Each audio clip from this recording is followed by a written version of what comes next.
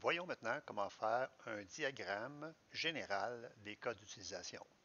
Si vous consultez votre manuel, l'analyse objet avec UML par l'exemple et la pratique, à la page 90, on peut voir comment réaliser un exemple de diagramme général. Notez qu'il existe deux types de diagrammes de cas d'utilisation, le diagramme général et le diagramme détaillé. Nous allons maintenant faire le diagramme général. Pour s'assurer que vous voyez le volet de gauche et le volet de droite, allez dans View et assurez-vous que ces cases sont cochées. Pour faire un diagramme, allez sur le volet de droite, cliquez sur Untitled, bouton droit, Add diagramme, et les différents diagrammes possibles se proposent. Dans notre cas, c'est un diagramme de cas d'utilisation, c'est-à-dire un Use Case Diagram.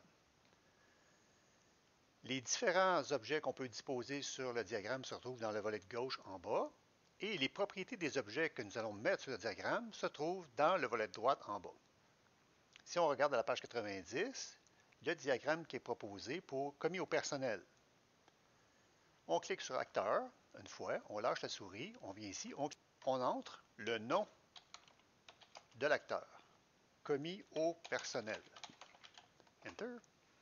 On peut dilater le commis en cliquant dessus et en prenant un des coins, agrandir au besoin.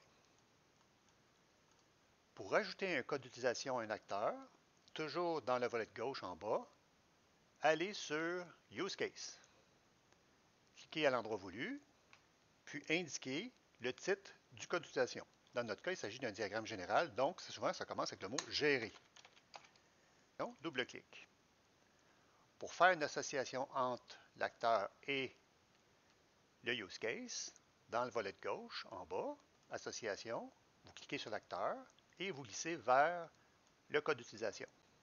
Vous pouvez au besoin ajouter une information sur l'association.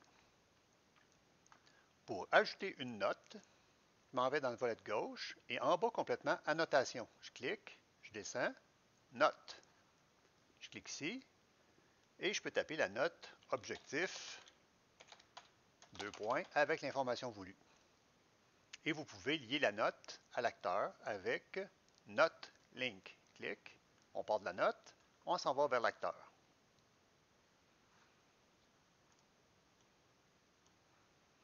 À titre d'exemple, je peux créer aussi un autre acteur. Je vais cliquer sur Acteur, je m'en viens ici, et je marque Direction des ressources humaines.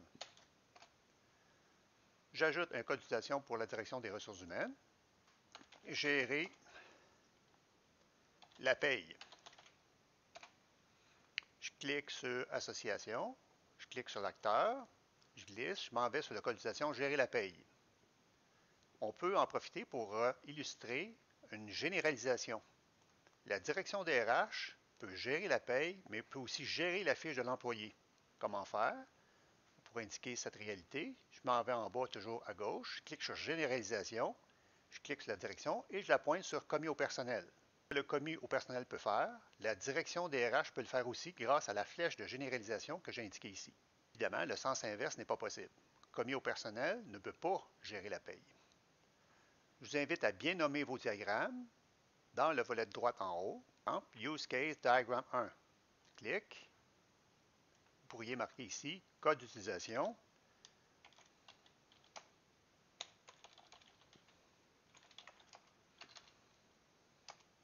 Généraux. Enter. Pour sauver, évidemment, vous faites CTRL-S. Pour obtenir en format PDF votre diagramme, vous allez dans Files, Print to PDF.